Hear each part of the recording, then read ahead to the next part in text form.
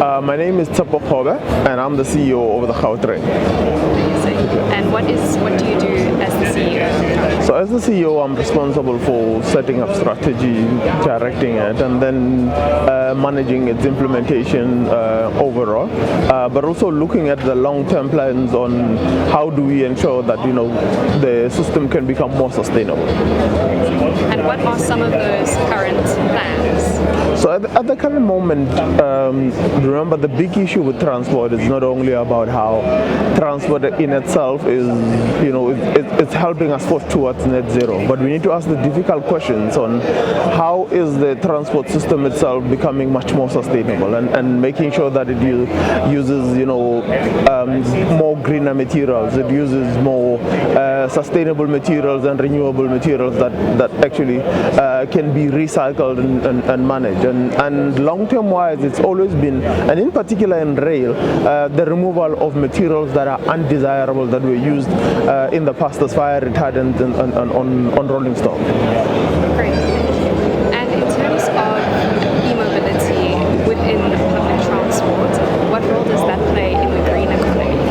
It is a big part. So you need to be able to understand the statistics. Globally, transport in itself contributes close to 10% of the greenhouse emissions all around, and that's like from planes to buses to everything else. And when you understand that it's a big shift, and in essence, just simply by going towards e-mobility and removing the diesel buses, the diesel trucks, and going towards first through the battery evolution and then ultimately to hydrogen, you would actually cut close to 7%.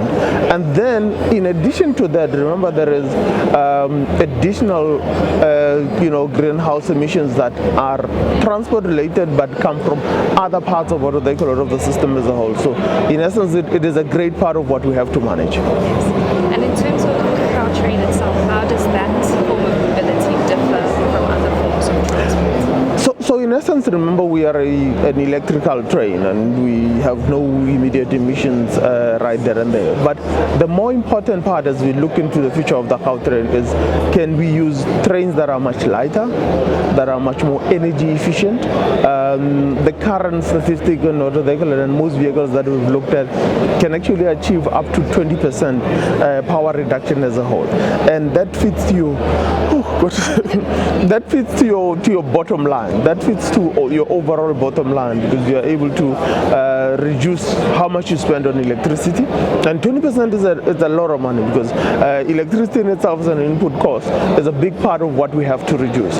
Now, similarly on the buses, as we go towards much more greener buses and from electrical buses to hybrids and ultimately to hydrogen buses, that will actually also increase our profitability as a business as a whole. So going green is not just about a nice to have. It actually makes business sense. Yes. And what challenges have you encountered in trying to become green? So the biggest challenge that you have and overall is that the current battery technologies, and in particular in buses, if you want a bus to be lighter, then you don't get range. If you've got a bus that has range, the bus becomes heavier, and so its ability to be able to manage the range efficiently is a big challenge. So the lighter the battery can become, the bigger the range you get.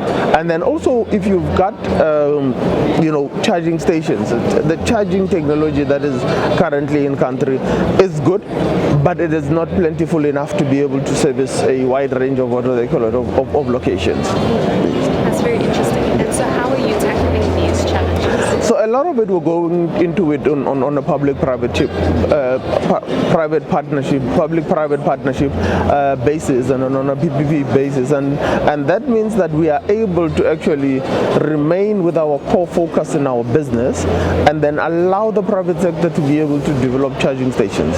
Great. Yes. So can you expand more on why the private sector is so important in the role of public transport? So it is important, not only because at the current moment there is a struggle about, making sure that there is money in order to implement projects, but it's also about us making sure that we keep each other accountable.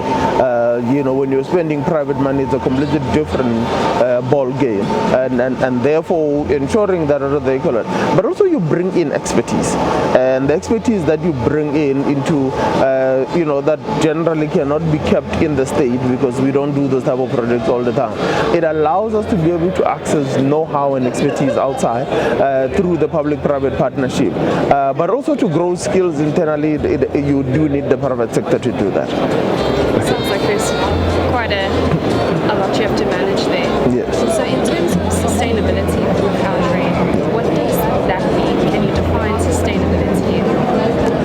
So you first have to define smart mobility, and when you talk about smart mobility, it's about you being able to say, what does smart mobility mean? And smart mobility to us means an effective and efficient mobility system utilizing appropriate technologies, and that is important. An effective and efficient mobility system utilizing appropriate technology, and that means you making sure that when you implement any form of initiative, it has to be smart, and therefore making sure that you're effective and efficient. And when you're effective and efficient, then it means better deployment of capital. It means accessibility. It means affordability. It means an accessibility that goes to a wider part of the public. And to us, sustainability is about how do you actually make the rand go a little further than it used to, but while actually not damaging the environment in the process. Yes,